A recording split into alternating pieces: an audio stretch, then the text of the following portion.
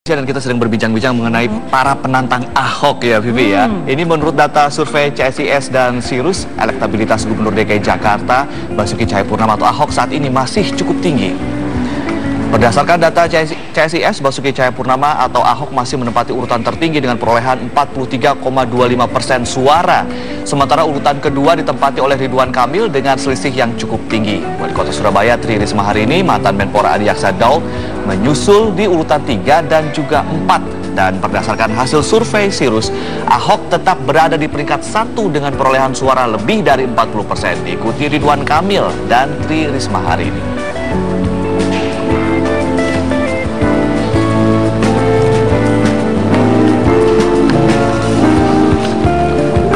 Mas Sandi, Mas Dhani, nama Anda di hasil survei itu elektabilitas tidak mendekati popularitasnya incumbent. Ini tetap pede, dan lalu kalau misalnya ke depannya apa strateginya untuk kemudian bisa memperbaiki, mengejar elektabilitas nih Mas Sandi?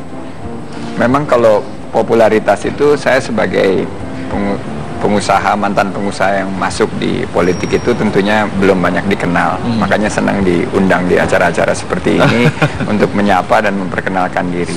Dan tugas saya 6 bulan ke depan itu adalah memperkenalkan diri saya dan mencoba menceritakan track record dan pengalaman saya dalam menyelesaikan permasalahan-permasalahan ekonomi. Dan saya rasa pengalaman dari mungkin survei-survei sebelumnya, kalau kita menjalankannya dengan strategi yang tepat, insya Allah kita lebih dikenal dan tawaran dan solusi gagasan yang coba ditawarkan untuk Jakarta ditangkap masyarakat. Tapi ada strategi khusus nggak Mas Andi ya? Soalnya 2017 ini udah tinggal tahun depan, terus harus mengejar popularitas atau elektabilitasnya itu jauh sekali ya dengan incumbent begitu. Kalau runner sudah pasti dikuasai oleh Mas Andi. Saya ibaratkan ini kan lari maraton, ini kan 1 tahun ya. Dan untuk saya sendiri 6 bulan, karena nanti sebelum masuk tahapan kan partai akan menentukan. Belum ada tiket resmi daripada partai. Jadi ini ada, kalau maraton itu ada half marathon sama full marathon. Jadi half marathon itu kita strateginya seperti apa? Kan itu bagaimana persiapannya, teamwork, bagaimana speednya. Tadi bicara mengenai speed dan endurance, daya juangnya itu. Saya yakin dengan strategi sekarang yang diadopsi dan terutama permasalahan-permasalahan yang saya sudah identifikasi dari awal mengenai ekonomi ini ternyata punya resonansi di publik, dan masyarakat Jakarta juga mengeluh harga-harga yang melambung tinggi, ketidaktersediaannya lapangan kerja. Saya identifikasi masalah safety sekitar 2 bulan lalu tidak ada yang nangkep, tapi sekarang begitu ada satu kejadian tentang tingkat keamanan di Jakarta yang dirasakan kurang, itu sekarang menjadi sesuatu yang sangat penting. Jadi masalah-masalah yang ada di Jakarta ini perlu kita carikan solusinya, tidak perlu saling menyalahkan, dan kita perlu layak apresiasi kemajuan yang sekarang ada, tapi ya kita harus kerja keras lah. Oke, kita ke Mas Dhani. Mas Dhani, itu kan hasil survei di atas kertas nih. Ya. Gimana, Ahok masih tinggi, ini gimana nih komentarnya? Ya nggak apa-apa, namanya juga incumbent kan, wajar. Ya, ada strategi khusus mungkin? Nggak ada. Katanya tadi mau turun ke jalan, mau bikin survei jalanan. Oh itu soal nggak usah dicek, udah pasti ngetop. Nggak usah dicek lagi. Oke. Anda yakin Anda lebih ngetop dari incumbent? Ya saya sih sebelum ada Ahok saya udah lebih ngetop duluan. Ya kan, jadi kalau masalah popularitas tuh saya nggak terlalu pikirin lah.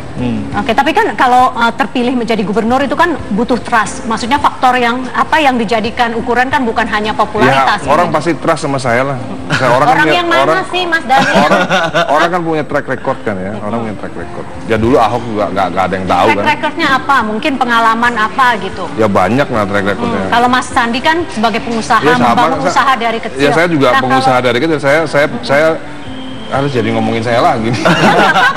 Kita kasih ruang. Ya gini aja lah, saya hidup dari nol, ya kan, saya membangun ekonomi sendiri, ya itu udah cukup menjelaskan. Sebagai musisi, bagaimana relevansinya dengan memimpin ibu kota? Sebagai musisi, arranger, ya, orang kalau bisa nge-arrange musik, dia pasti bisa nge-arrange apapun. Oke.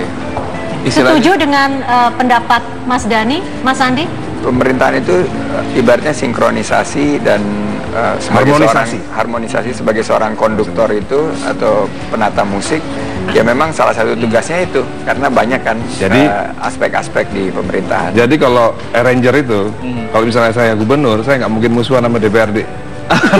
Dirangkul begitu ya, karena itu di manage demikian rupa. DPRD sebagai pemain drum kali ya. Kalau enggak kan nggak harmonis ya. Jadi harus harus harmonis kan. Kebijakannya bagaimana? Menciptakan pemerintahan yang harmonis begitu. Justru itu seninya. Kalau seniman, kalau dihadang dia ada seni untuk supaya bagaimana supaya itu bisa tidak musuhan gitu loh. Karena Jakarta ini sekarang broken home. Jakarta ini broken home. Kalau saya tadi kita tadi kan ngomong rumah tangga ya. Kalau rumah tangga saya tidak ada tanggung jawab pada pemerintah rakyat. Tapi kalau rumah tangga DKI ini kalau sampai cerai antara DPRD sama gubernur, itu tanggung jawabnya ke rakyat. Oke, kita tunggu nanti mungkin kalau misalnya terpilih kita tunggu nih harmonisasinya. Nah, di studio juga pemirsa sudah hadir Mas Philip Vermonte, beliau adalah peneliti dari CSIS. Mas Philip, apa kabar? Selamat pagi. Selamat datang Mas Philip. Mas Philip, yang bicara soal jualan itu kan penting dalam marketing politik, tapi kita juga harus tahu nih apa yang menjadi agenda publik saat ini, apa yang kemudian ada di benak atau di prioritas para pemilih saat ini. Ya. Kalau dalam survei kami itu ada beberapa agenda yang penting ya. Yang pertama memang publik paling khawatir soal kemacetan. Yang kedua soal layanan publik.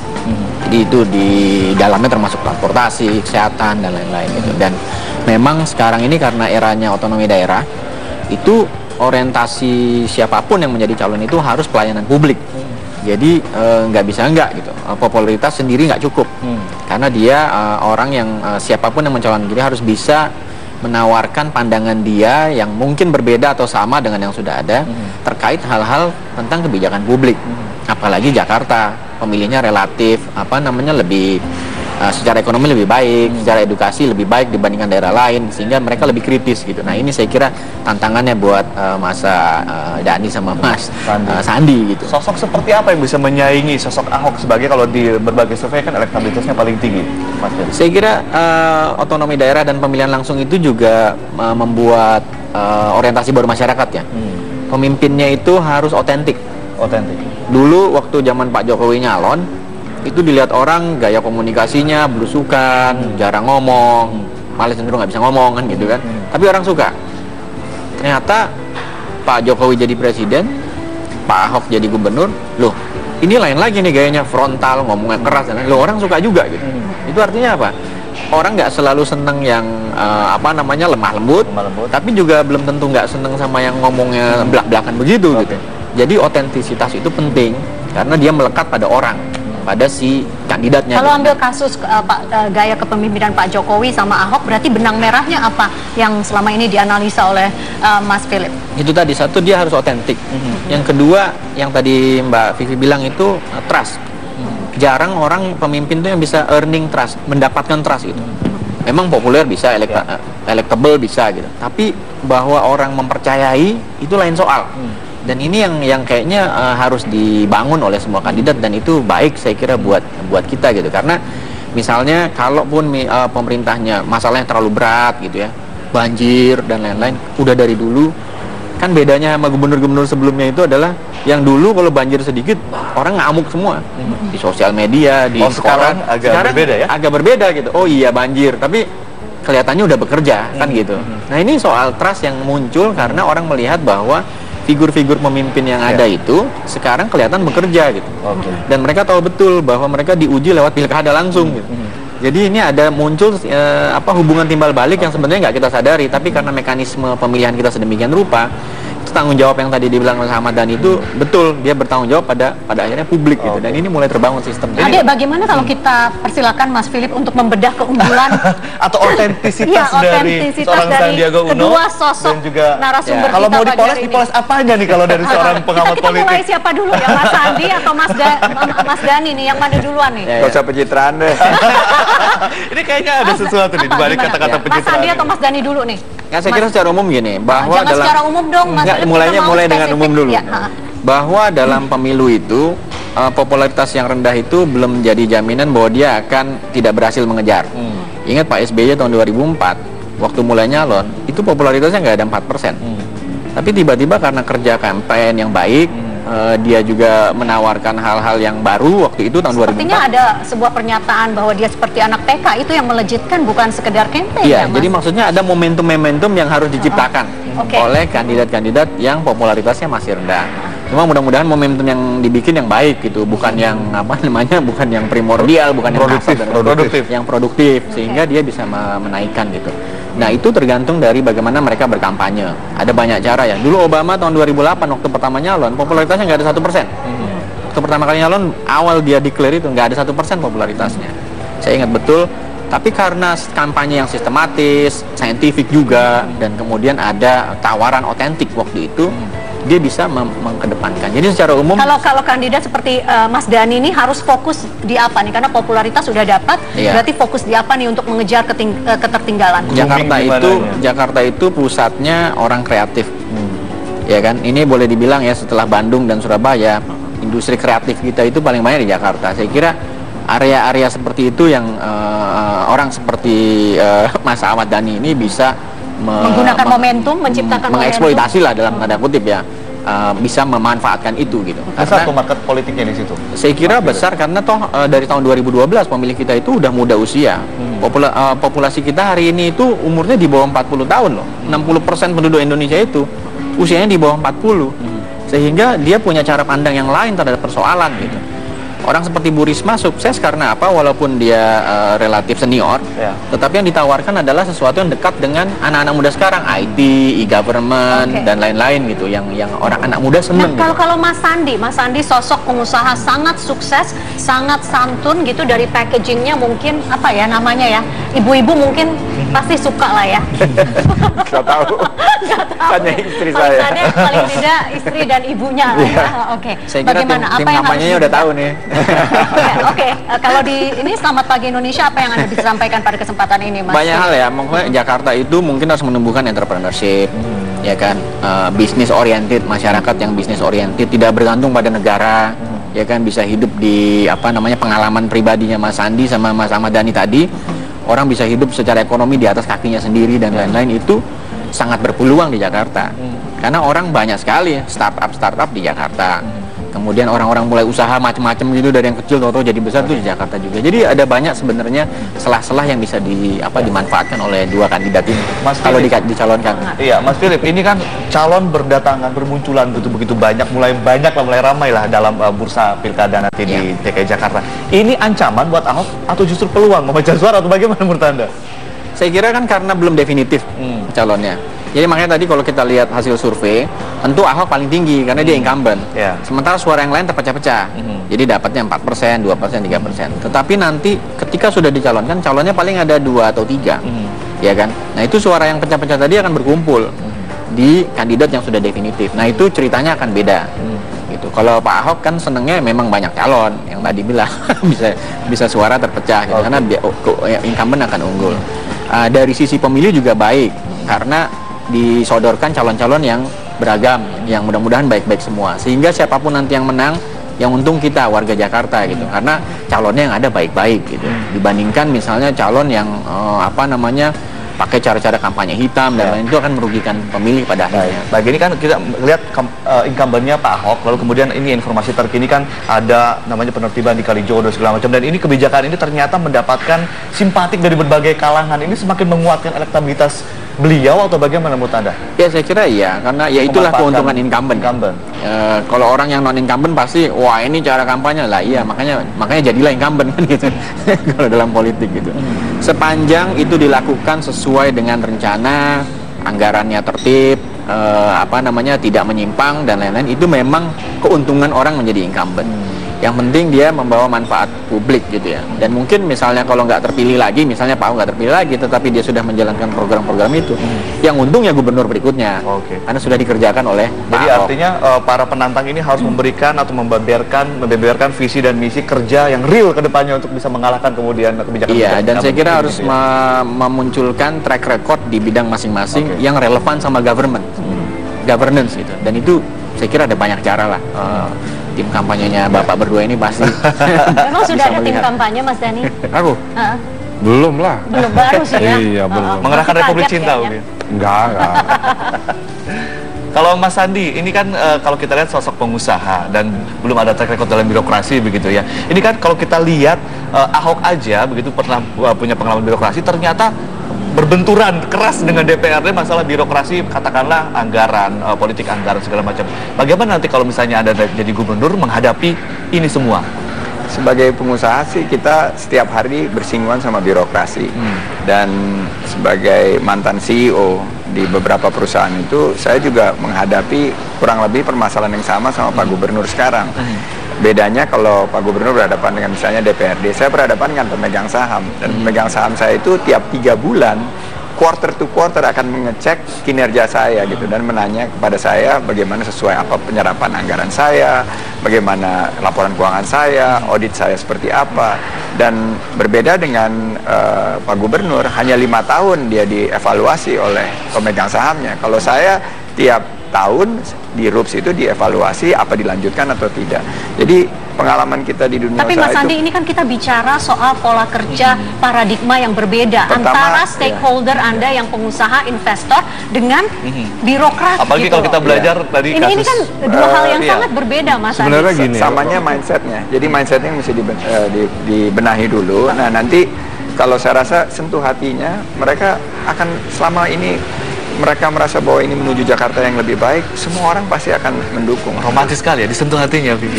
Kalau kata saya sih gini ya, yang paling penting tuh orang itu, pribadi itu yang penting itu menjadi fast learner. Saya yakin Mas Sandiaga juga fast learner. Kalau enggak kan nggak mungkin jadi CEO berbagai macam perusahaan, ya kan? Pak Ahok, siapa saja yang pernah menjadi birokrat, sebelumnya juga bukan birokrat, gitu loh. Jadi ketika bisa masuk ke birokrat karena dia fast learner, ya melihat situasi dan lain-lain itu menjadi lebih mudah dan memahami lalu mengambil keputusan. Kan nggak ada lahir langsung birokrat, kan nggak ada. Ya belum ada lah. Tapi sebagai musisi suka nggak birokrasi? Apa? Suka birokrasi nggak sebagai musisi? Menurut saya apapun yang namanya politik itu kan juga seni kan? Politik itu seni, termasuk birokrasi juga seni. Bagaimana seni memimpin birokrasi, bagaimana seni memimpin mengatur birokrasi, bagaimana seni mengatur hubungan yang baik antara birokrasi dan pemimpinnya. Baik, kita akan bahas setelah yang satu ini, pemirsa, seperti apa janji yang siap disampaikan oleh bakal calon Gubernur DKI Jakarta Sandiaga Uno maupun Ahmad Dhani setelah yang satu ini, pemirsa.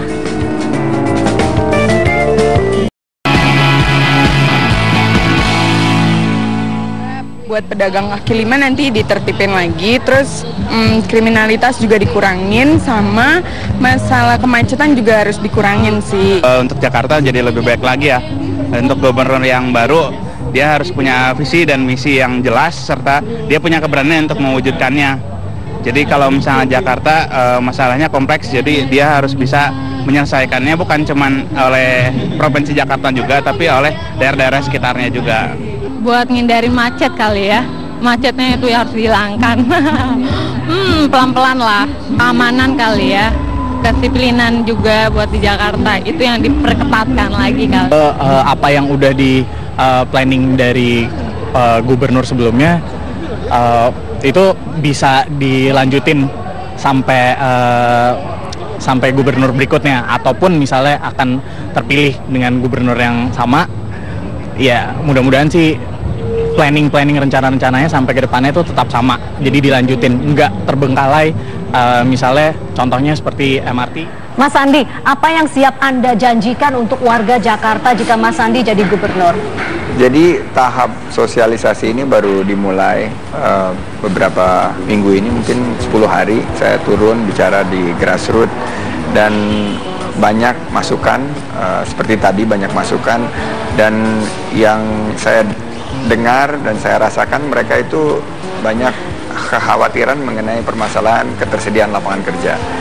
Jadi mungkin program-program yang berkaitan dengan kewirausahaan, program-program bagaimana ini gelombang PHK ini dia dijadikan bukan sebagai bencana tapi sebagai peluang. Saya lahir sebagai pengusaha itu kan karena di PHK dulu tahun 97. Saya bisa melihat mungkin program-program yang menjemput bola yang di PHK ini kita train, kita berikan pelatihan, inkubasi, kasih modal.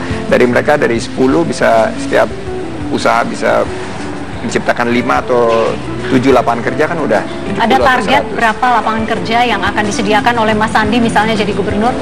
Menurut saya kalau kita bisa serius meningkatkan iklim usaha yang lebih kondusif, tidak mustahil kita bisa menciptakan 50.000 sampai 70.000 lapangan kerja dengan mudah di industri, dalam berapa terutama tahun di setelah ekonomi jadi kreatif. gubernur, Mas? Terutama di ekonomi kreatif. Ini kita lagi uji tesis penciptaan lapangan kerja ini. 6 bulan ke depan saya akan siapkan tentunya visi misi yang lebih mumpuni. Juga masalah harga-harga ini saya dengar karena harga melambung tinggi, ibu-ibu khawatir gejolak daripada harga ini sudah semakin fluktuatif ya akhir-akhir ini. Jadi kita harus pangkas rantai distribusi, kita harus amankan pasokan, dan para pedagang pasar terutama bisa memberikan suatu intermediasi yang baik sehingga harga-harga ini bisa terjangkau. 50.000 lapangan kerja sampai 70.000. Sampai 70.000, kemudian dari gelombang PHK, dari harga, gelombang PHK aja yang kita hadapi ini itu bisa diciptakan seperti itu. Nanti kita harus formulasikan lagi berapa total penciptaan lapangan kerja yang kita bisa ciptakan. Masih bicara soal janji gubernur ya. Nah, kalau Mas Dhani janjinya apa untuk warga Jakarta? Misalnya nanti jadi gubernur. Kalau saya sih siapapun yang jadi gubernur ya, ide saya itu ini sebenarnya adalah serius nggak sih mau jadi gubernur? Dari tadi lempar terus siapapun enggak. yang jadi gubernur gitu. Loh, tapi iya, siapapun yang jadi kalau misalnya gubernur. Ahmad Dhani nih jadi gubernur DKI Janjinya Jakarta, apa untuk warga DKI? Ayo siap janji kalau apa? saya itu lebih luas lagi ya, lebih skupnya lebih luas lagi gitu. Kalau pembangunan ekonomi itu kan udah pasti ya, tapi saya maunya sih lebih dari itu ya. Nama yang selalu saya kumandangkan itu adalah pembangunan peradaban. Seperti apa mungkin lebih realnya nih Mas Dhani? Peradaban itu kan luas sekali. Ya, peradaban itu ya Jakarta menjadi kota yang beradab tuh seni ya, berbudaya dan lain-lain itu lebih tinggi daripada sekedar makmur. Singapura itu kan makmur. Tapi menurut saya masih belum berbudaya menjadi sebuah Beradab tapi perutnya lapar tuh bagaimana ya Mas Oh nggak Dhani? mungkin, kalau beradab itu pasti udah urusan kenyang itu udah beres duluan. Ya berarti ekonomi penting juga kan? Iya penting, Ekonomi dulu lebih dong. penting. Ya kalau saya ekonomi itu penting, tapi saya pengennya lebih luas lagi daripada sekedar perekonomian. Menurut saya nggak susah kok, nggak susah orang ada APBD-nya dan lain-lain, itu kan tinggal masalah kreativitas aja. Seperti yang dibilang Mas tadi itu, kreativitas itu paling penting. Oke, ya kurang lebih itulah janjinya Mas Janji Ahmad dari Dhani ya. Mas Dhani dan juga Ya. Mas Sandi. Kita ke Mas Philip. Mas Ya. Philip, peta ini kan kalau kita bicara politik sangat cair. Memang masih 1 tahun depan, masih Ya. 1 tahun begitu. Tapi petanya politik saat ini untuk di Pilgub DKI seperti apa dari sekarang? Pemilihannya memang setahun lagi, tapi pencalonannya kan bulan Juni. Jadi sebetulnya pertarungan para calon yang lain di luar Pak Ahok itu cuma beberapa bulan untuk memastikan mereka dapat tiket dari partai atau kalau mau independen, gitu kan. Nah itu saya kira soal-soal yang harus diselesaikan oleh Pak Sandi di Gerindra gitu ya, Mas Ahmad Dhani di PKB dan lain-lain. Kalau ada calon lain, mereka harus menemukan mekanisme tertentu agar kandidat-kandidat yang baik dari dalam partai itu bisa dipilih yang paling baik untuk dicalonkan. Dibandingkan dengan Pilgub sebelumnya, ada korelasi antara dukungan parpol dengan si pemenang. Ini nanti akan seperti apa nih ke depannya? Apakah akan berubah atau bagaimana? Saya kira trennya itu sebetulnya bergantung sekarang pada individu. Parpol itu seperti tiket, dan memang pada kasus tertentu dia bisa jadi mesin politik untuk kampanye gitu. Tetapi kita makin melihat bahwa calon-calon di pilkada itu bisa bekerja tanpa parpol dalam hal kampanye gitu. Karena dia mengandalkan dukungan orang-orang di luar parpol gitu. Dan jangan lupa sekarang ini ada sentimen anti parpol gitu. Parpol dianggap institusi yang buruk, korup dan lain-lain, sehingga ada perasaan publik itu tidak mau bahkan calonnya itu ditempeli oleh parpol tertentu gitu. Nah ini saya kira PR-nya parpol. Yang kedua, jangan lupa juga Jakarta itu terkait sama politik nasional, sehingga janji-janji dari para kandidat ini tidak akan bisa diselesaikan kalau tidak ada hubungan baik dengan pemerintah pusatnya. Misalnya menciptakan lapangan kerja, itu terkait dengan kebijakan nasional kan. Bagaimana meningkatkan pertumbuhan ekonomi supaya iklim usahanya tumbuh dan lain-lain itu. Anda ingin bilang bahwa ini harus berkaitan dengan penguasa di tingkat nasional? Bahwa urusan Jakarta itu bukan cuma Jakarta. Jadi sebetulnya secara nggak langsung itu urusannya Indonesia juga. Kalau Jakartanya nggak stabil, politik kita secara nasional bisa nggak stabil juga gitu. Dan ini calon-calon ini harus memperhatikan itu. Dan partai saya kira akan memilih orang-orang yang punya potensi bisa bekerja sama dengan pemerintah pusat dan bahkan pemerintah daerah di sekitar Jakarta loh. urusan transport, kereta dan lain-lain itu mesti kerjasama orang Pemda Depok, Pemda Bekasi, Pemda Bogor untuk menyediakan apa misalnya stasiun yang baik dan lain-lain, karena orang Jakarta ini kan komuter gitu. Yang kerja di Jakarta itu yang menggerakkan ekonomi Jakarta, bahkan mungkin sebagian besar nggak tinggal di Jakarta. Dan ini membutuhkan urusan yang lain lagi tuh, bahwa mereka ada orang-orang yang harus well connected juga, calon-calon ini, karena dia akan berhadapan dengan Pemda lain gitu. Kemarin Pak Ahok aja sempat ribut sama Pemda Bekasi soal sampah dan lain-lain. Ini Jakarta ini agak rumit menurut saya, dan tantangannya sangat berat buat para calon. Baik. Oke. Tadi kan Mas Sandi maupun Mas Gani sudah membuat janji ya, kurang lebih soal peradaban. Kalau Mas Sandi tadi soal ekonomi. apa? Ekonomi, lapangan kerja maupun harga-harga. Ada tidak dari Pak Ahok yang programnya menurut Mas Sandi nanti misalnya jadi gubernur akan Mas Sandi lanjutkan? Tentu banyak sekali ya programnya Pak Ahok yang layak diapresiasi dan layak dilanjutkan. Pertama-tama yang menurut saya sangat fenomenal itu terhadap anti korupsi ya. Jadi mindset bahwa clean government itu ya harus dilanjutkan, malah harus diakselerasi. Kedua, pembenahan birokrasi dan layanan publik itu terus terang banyak sekali anggapan dari masyarakat yang positif, dan ini layak dilanjutkan, dan tentunya beberapa kegiatan-kegiatan yang selama ini dirasakan sendiri oleh rakyat itu harus kita support. Jadi tadi ada salah satu yang memberikan masukan dari pemirsa bahwa kalau ada pergantian pemimpin itu jangan mulai dari nol lagi. Itu saya sangat setuju gitu, karena institutional memory daripada sebuah pemerintah maupun organisasi lainnya itu harus selalu di well preserved, harus ada kontinuitasnya gitu. Oke, kalau Mas Dhani, apa nih yang keunggulan program kerja Ahok yang akan dilanjutkan oleh Mas Dhani misalnya jadi gubernur? Ya, salah satunya pemangkasan birokrasi itu ya. Itu saya rasa itu memang sudah saatnya itu tidak hanya untuk Jakarta saja tapi seluruh Indonesia itu pemangkasan birokrasi itu memang iya. Tapi saya itu nggak seneng ngomongin teknis ya. Jadi sukanya bicara apa? Saya itu cuman gini aja, saya ngelihat Ireng Maulana, musisi besar, main di mall, itu menurut saya itu tidak beradab gitu loh. Karena untuk musisi sebesar Ireng Maulana main di mall itu nggak cocok. Kita butuh pemimpin yang bisa mengangkat derajat, menghargai tidak hanya seniman ya, budayawan semua. Itu aja sih. Kalau masalah teknis, bangun jalan tol, bangun flyover, bangun gedung, bangun apa aja, itu kontraktor bisa. Ya, tapi kan visinya harus dari atas nih, gubernur gitu kan. Dan sudah ditunggu, dan masalah Jakarta kan banyak sekali. Tidak sekedar mencari tempat untuk para musisi maestro kita. Gak terlalu susah kalau ada APBD 75 triliun. Kalau ada Ahmad Dhani tidak terlalu susah. Gak terlalu susah. Kalau ada duitnya 75 triliun tidak terlalu susah untuk membangun. Oke, Mas Adi, ini pertanyaan closing atau pertanyaan pamungkas begitu. Sebutkan 3 kata tentang Ahok menurut Anda. Tegas, cenderung 2 keras, tegas, keras, dan ketiga berani. Tegas, keras dan berani. Menurut Mas Dhani, 3 kata tentang Ahok. Sebenarnya udah disebut semua. Sebenarnya sudah 3 kalimat. Mas Dhani sebagai orang kreatif, kan pasti ada bedanya dong. Nggak ada, belum ada sama. Karena ini kemarin yang saya omongin di TV One ya itu tadi. Katanya kreatif. Ayo dong kita tunggu kreativitas Mas Dhani. Kalau nggak kita nggak tutup-tutup.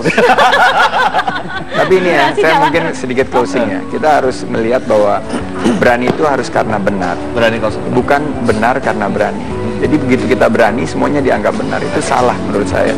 Jadi kita harus benar kembali ke konsep bahwa kita berani itu karena kita benar. Oke, itu Mas Dhani udah dikasih waktu sama Mas. Biar afdol Mas Dhani sebagai orang yang sangat kreatif. 3 kata tentang Ahok. Ayo Mas. 3 kata tentang Ahok ya. Saya itu kadang-kadang kreatif bisa cepat bisa lama. Oke, gitu kan? ini mau berapa lama? Ini kreatifnya kita tungguin mau berapa lama? Ahok jadi gubernur Ahok tuh muda ya kan? Muda ya. Lalu tanpa tedeng aling-aling. Orisinil. Tanpa tedeng aling-aling ya. Lalu nomor 3-nya apa ya? Yang positif atau tadi pertama tadi apa? Muda. Itu paling itu tanpa tedeng aling-aling. Tanpa tedeng aling-aling. Lalu tanpa tedeng aling 1 kalimat sebenarnya. Yang ketiga apa nih Mas? Lalu temannya Jokowi. Itu gimana sih? Oke, itu tadi. Iya dong. Iya, iya. Salah kan? Ya, Mas Dhani kapan sih boleh disalahin? Iya. Ya, Mas Ahmad Dhani, Mas Sandiaga Uno, terima kasih telah berbagi di Selamat Pagi Indonesia, dan tentunya Mas Philip Vermonte, terima kasih atas insight-nya. Dan pemirsa, demikian bincang-bincang kita tentang para penantang Ahok, dan kami Selamat Pagi Indonesia akan segera kembali ke hadapan Anda setelah jeda yang satu ini.